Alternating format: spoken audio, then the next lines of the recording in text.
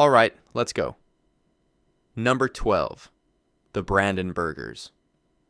In the pre-dawn hours of May 10, 1940, a group of German soldiers crossed into Belgium wearing Dutch uniforms, carrying forged papers, and speaking flawless Dutch without a single detectable error. They were not spies operating in the shadows of some back alley intelligence network. They were soldiers, trained killers operating in the open, and they were about to seize a critical railway bridge at Gennep before a single Allied defender could reach a telephone. Their success allowed German Panzer columns to advance hours ahead of schedule, reshaping the entire opening of the Western campaign. The unit was formally designated the 800th Construction Training Battalion, Brandenburg, activated in 1939 under the command of the Abwehr, Germany's military intelligence service led by Admiral Wilhelm Canaris. They were recruited for a specific and unprecedented capability, the ability to become the enemy before the enemy knew the war had started. Soldiers were selected for language fluency, psychological adaptability, and the capacity to maintain a false identity under pressure that would break ordinary men. They operated in Poland, the Low Countries, North Africa, the Balkans, and deep inside the Soviet Union. What made the Brandenburgers genuinely fearsome was not their firepower, but their ability to dissolve certainty. When they appeared, dressed as allies, speaking your language, driving your vehicles, the first casualty was not a soldier, but the defender's ability to trust anything they saw. By the time a position understood what was happening, it was already compromised. This was warfare conducted at the level of perception, and the Brandenburgers had mastered it completely before any other military force had even defined the concept. The unit grew from a single company in 1939 to a full division by 1943, and that expansion became their undoing. The tactics that made a company of Brandenburgers lethal became diluted at divisional scale, where the meticulous individual selection that defined their early operations was impossible to maintain. Their effectiveness declined sharply as the war's demands outgrew their original ruthless methodology. Every soldier captured while wearing enemy uniform faced execution as a spy rather than prisoner of war treatment, a risk every Brandenburg operator accepted before every mission. Number 11. Japanese Naval Landing Forces. On the morning of December 8, 1941, within hours of the attack on Pearl Harbor, Japanese Special Naval Landing Forces stormed ashore at Guam, Wake Island, and across the Philippine coastline in coordinated simultaneous assaults. Allied defenders who had spent years preparing for conventional warfare found themselves overwhelmed not just by numbers but by the ferocious, disciplined precision of men who had been selected from the top tier of Japan's naval recruits and trained for a minimum of 2 years specifically for this kind of assault. These were not ordinary infantry, they were the Rikusentai, and their reputation had been earned across a decade of brutal combat before the Pacific War began. The Special Naval Landing Forces had already demonstrated their lethal effectiveness in Shanghai in 1932 and again in 1937, where their urban assault capabilities shocked international military observers.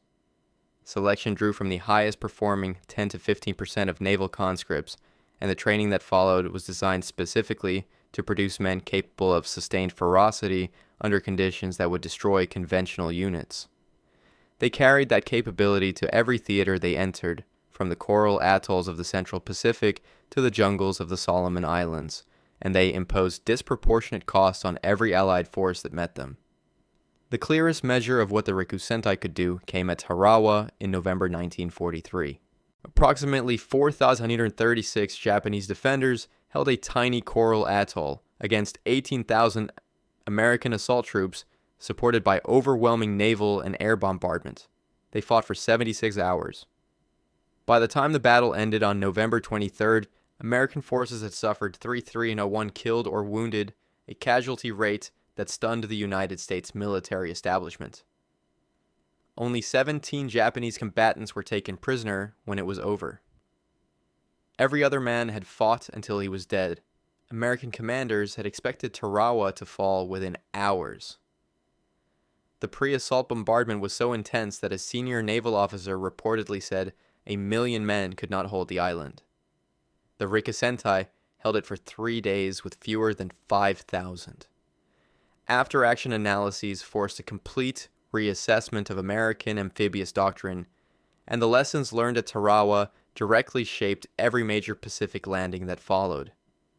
The price of that education was paid in American lives by men who had underestimated what a prepared, disciplined, and utterly unbreakable defensive force could accomplish.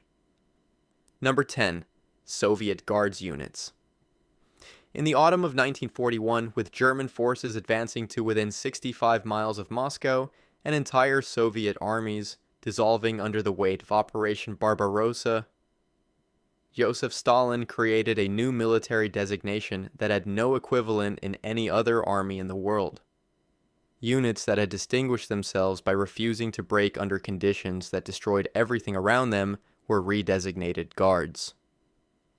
The first four to receive this honor, on September 18, 1941, were redesignated the 1st through 4th Guards Rifle Divisions, following their performance in the Battle of Smolensk. The title carried no extra tactical capability. It carried something far more dangerous. Guards units received 1.5 times standard pay, priority allocation of equipment, and first access to reinforcements. But the material benefits were secondary to what the designation actually meant in practice. To be a Guards unit was to be the formation sent to the point of maximum crisis, the place where the line was breaking and everything depended on it not breaking further. Commanders knew that Guards units would hold. The Guards units knew it too, and that shared knowledge created a standard that became self-reinforcing and ultimately impossible to separate from the identity of every man within it. By the war's end, the Soviet military had formed 11 Guards armies, 6 Guards tank armies, and over 100 Guards divisions. The 1st Guards Tank Army fought at Kursk in July 1943, the largest tank engagement in history, where an estimated 6,000 armored vehicles clashed across the steppe in a battle that broke the last major German offensive capability on the Eastern Front. At Stalingrad, Guards divisions held the Mamayev Kurgan, the strategically critical hill overlooking the city, through more than 4 months of fighting so intense that the ground itself was described by survivors as constantly warm from the accumulated dead beneath it. The Guards designation was simultaneously an honor and a sentence. These formations were deployed to positions where retreat was not simply prohibited, but had become genuinely unthinkable. Not because of orders alone, but because of what these soldiers understood themselves to be. The catastrophic casualties they absorbed were accepted as the cost of the standard they had committed to uphold. Non-Guards formations broke under pressures that Guards units absorbed without yielding, and Soviet commanders planned operations around that distinction as a reliable tactical fact. Number 9. U.S. Army Rangers. At 0630 hours on June 6, 1944, 225 men of the 2nd Ranger Battalion reached the base of a 100-foot cliff at Pointe du Hoc on the Normandy coast under direct German machine gun and mortar fire. Their orders were to climb the cliff, neutralize a battery of 150 artillery guns that threatened both Omaha and Utah beaches, and hold the position until relieved. Relief was scheduled to arrive within 2 hours. The Rangers would wait for 2 days, surrounded, outnumbered, and fighting on dwindling ammunition before any significant support reached them. They held. The Rangers had been activated on June 19, 1942, modeled deliberately on British commandos and initially trained under Lieutenant Colonel William Darby, a figure whose personal relentlessness set the unit's foundational standard. Their first combat appearance came at the Dieppe raid on August 19, 1942, where 50 Rangers were embedded with Canadian and British forces in an operation that cost the Allies nearly 3,400 casualties in a single day. The Rangers absorbed those losses as operational education and carried the lessons forward into North Africa, Sicily, and Italy before arriving at the defining moment of their history on a Norman beach. At Pointe du Hoc, the Rangers discovered that the 155mm guns were not at the cliff position. The Germans had moved them approximately 500 meters inland. A Ranger patrol found them camouflaged in an orchard, unguarded, with ammunition stacked beside them. They destroyed all 6 guns with thermite grenades before German forces realized what was happening. They then fought off repeated German counterattacks for 48 hours with the weapons and ammunition they had carried up the ropes, ending with 90 combat-effective men remaining from the original 225, a casualty rate of 60%. On Omaha Beach that same morning, the assault had stalled catastrophically. Men were pinned behind the seawall, officers were dead, and the defensive fire from the German positions above the beach was preventing any movement at all. Brigadier General Norman Cota moved through the carnage and found a group of men who were advancing when nothing else was. He asked who they were. "Rangers, sir," a sergeant answered. Cota told them to lead the way, and they did, breaking through the German defensive line at WWII sector when the beach had seemed entirely lost. Number 8. British Commandos.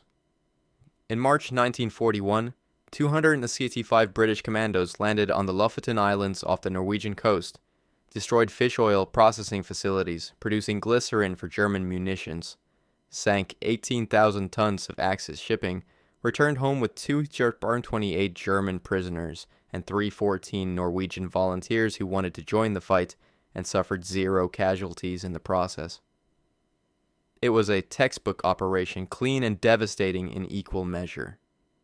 It was also simply Tuesday for men who had been forged in what many considered the most demanding military training program in the world, conducted at Agnacarry Castle in Scotland under the relentless command of Lieutenant Colonel Charles Vaughan.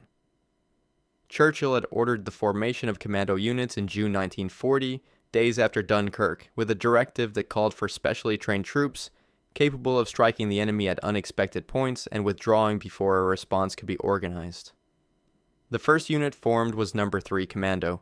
What followed was a program of selection and training that produced fatalities during the process itself, losses considered operationally acceptable by commanders who understood that the men being prepared would face conditions where anything less than absolute capability was a death sentence. The true measure of British commando ferocity came at Operation Chariot on March 27 and 28, 1942. A force of 611 men attacked the dry dock at St. Nazaire on the French Atlantic coast, the only facility capable of servicing the German battleship Tirpitz. The planner's own assessment gave the operation less than a 50% chance of any men returning. Every man who boarded the vessels for the operation understood this. The dock was destroyed. 169 commandos were killed and 215 were captured, but the Tirpitz never entered the Atlantic. 5 Victoria Crosses were awarded for St. Nazaire, more than for almost any other single operation of the war. Operation Frankton, launched in December 1942, sent 10 men in folding canoes 60 miles up the Gironde estuary in occupied France to mine German shipping in Bordeaux harbor. 2 men survived. The mines detonated successfully.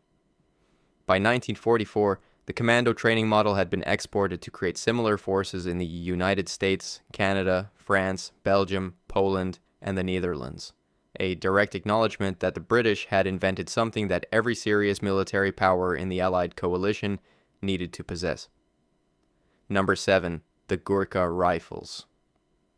On the night of May 12th and 13th, 1945, at Taungdao in Burma, a Gurkha soldier named Lashiman Gurung was holding a riverbank position when his section was overrun by a Japanese assault force that outnumbered them completely. A grenade landed in his trench. He picked it up and threw it back. A second grenade landed. He threw that one back too. The third grenade detonated in his hand, taking it at the wrist and blinding him in one eye. Lachiman Gurung transferred his rifle to his left hand and spent the rest of the night killing 31 enemy soldiers. When relief arrived at dawn, he was still at his post. He was awarded the Victoria Cross. The Gurkhas had been part of the British Army since 1815, following the Anglo-Nepalese War, in which British commanders were so impressed by the soldiers they were fighting against that they began recruiting them the moment the conflict ended. During the Second World War, 250,000 Gurkhas served across 40 battalions in every major theater where British and Commonwealth forces operated, including North Africa, Italy, Greece, and throughout the Burma campaign under General William Slim's 14th Army. The scale of their service is matched only by its consistency, 2 centuries of performance at the highest level of military effectiveness ever recorded by any volunteer soldiering tradition.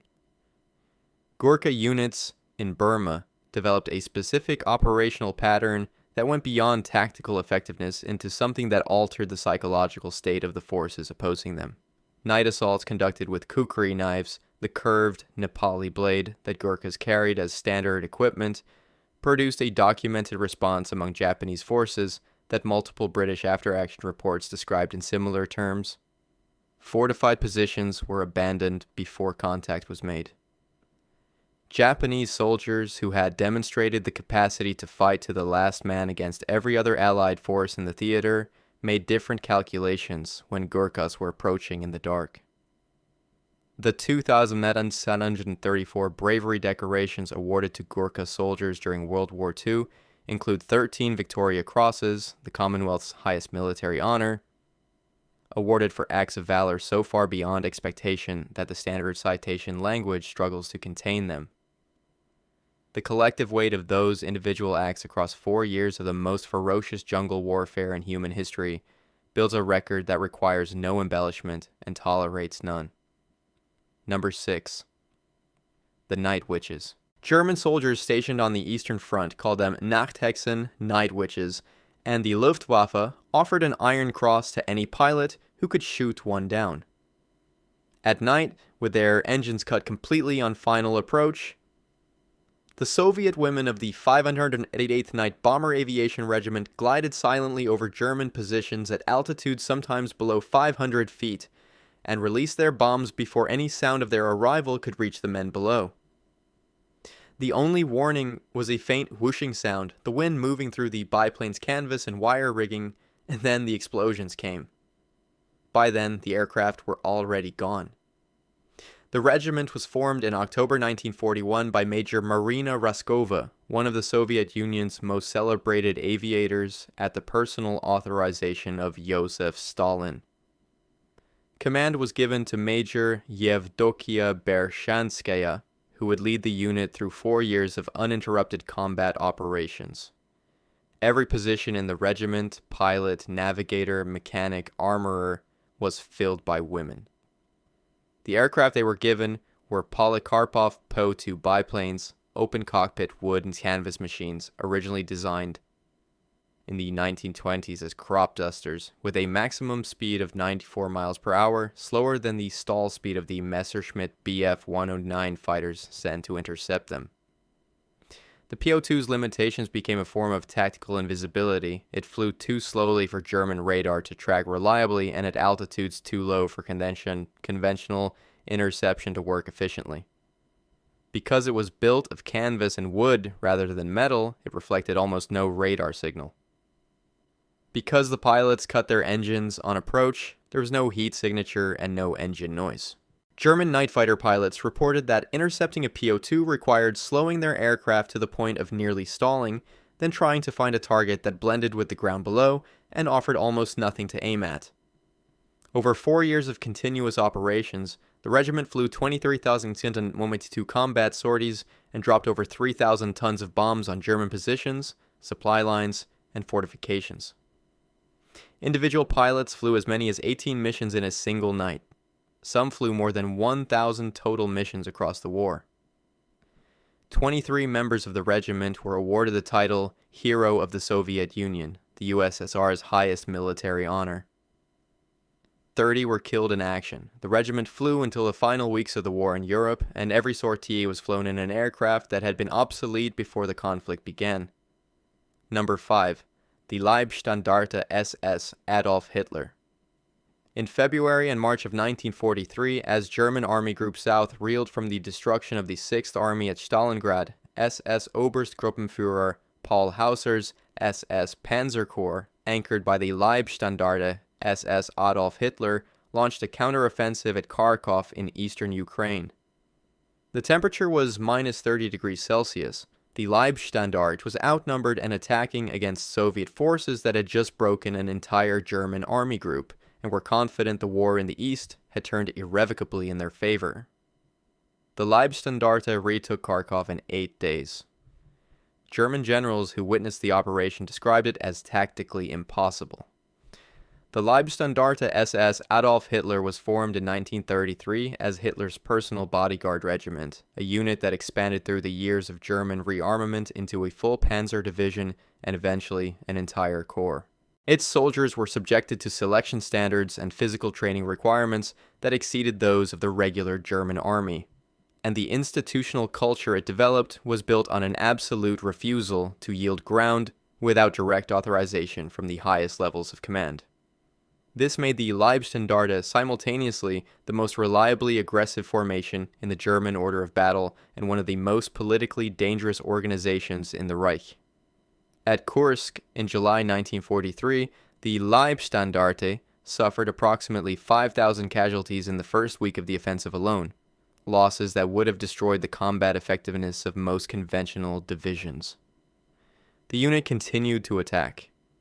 It was deployed consistently to the point of maximum crisis on both the eastern and western fronts throughout the war, not because it was simply available, but because German commanders understood that the Leibstandarte would advance into conditions that other units would not enter and hold positions that other units would not hold.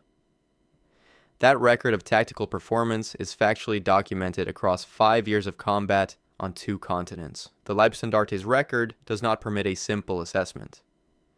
At Wormhout in May 1940, soldiers of the unit massacred British and French prisoners of war.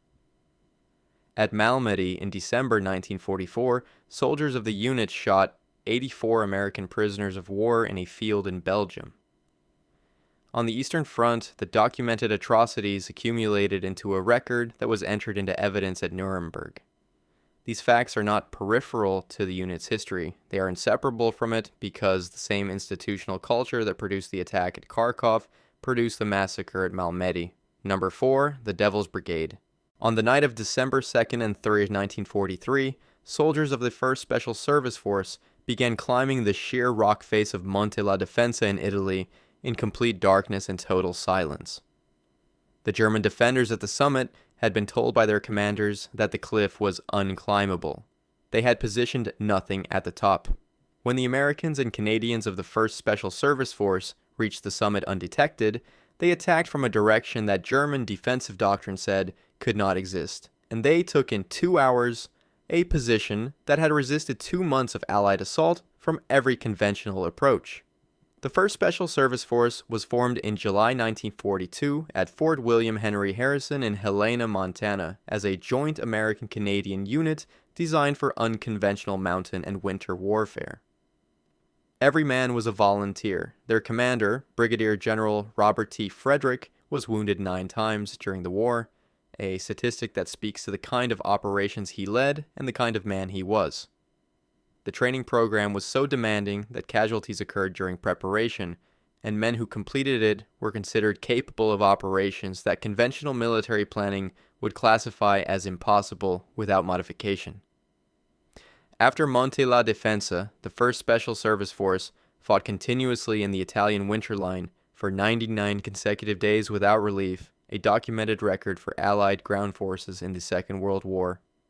They then deployed to the Anzio beachhead, where they conducted nocturnal raiding operations so consistent and so lethal that German forces in the area began abandoning their positions at night, even when no attack was underway. The darkness itself had become a weapon, and the men responsible for that transformation wore black face paint that left a specific kind of evidence at German positions. Handwritten signs posted by German commanders warning their own soldiers that the Black Devils were operating in the area. Those signs were not an informal response. They appeared in captured German intelligence documents, official communications in which German military authorities formally designated the 1st Special Service Force as an elite Canadian-American formation to be avoided if possible. No other Allied unit in the Italian campaign received that specific formal acknowledgement in enemy documentation. German soldiers who had fought across Europe and North Africa and who had never retreated from any other opponent chose, when facing the Devil's Brigade, to retreat before the fighting started. Number 3. Soviet Naval Infantry. At Novorossiysk on the Black Sea coast, in the early hours of February 4, 1943, Soviet naval infantry under Major Caesar Kunikov landed on a section of shoreline that was not a beachhead but a killing ground, pre-registered for German artillery fire from 3 directions and defended by fortified positions that had been prepared specifically to destroy exactly this kind of assault. Within the first hour, approximately 400 of the 870 men in the landing force were dead or wounded. The remaining men established a perimeter 300 meters wide and held it. They held it for 225 days, resupplied only by submarine, fighting in a pocket of Soviet-controlled ground so small that German soldiers could throw grenades into it from their lines. The Soviet naval infantry, known as Morskaya Pechota, had been disbanded in 1925 as an unnecessary expense and reconstituted in 1941 as the German advance made amphibious and coastal operations suddenly critical to Soviet survival. At their peak, they numbered approximately 350,000 SARs, deployed across every coastal and riverine theater of the Eastern Front. They wore distinctive black naval uniforms and black banded caps, the visual signature that German forces on the Eastern Front began to associate with a specific and documented combat behavior. Frontal assault, conducted at a pace and with an aggression that German after-action reports, written by veterans of the Western Front and North Africa, consistently described as unlike anything they had previously encountered. The German designation for them was Schwarztod, Black Death. It appeared in official German military communications and in the private letters of soldiers who had faced them.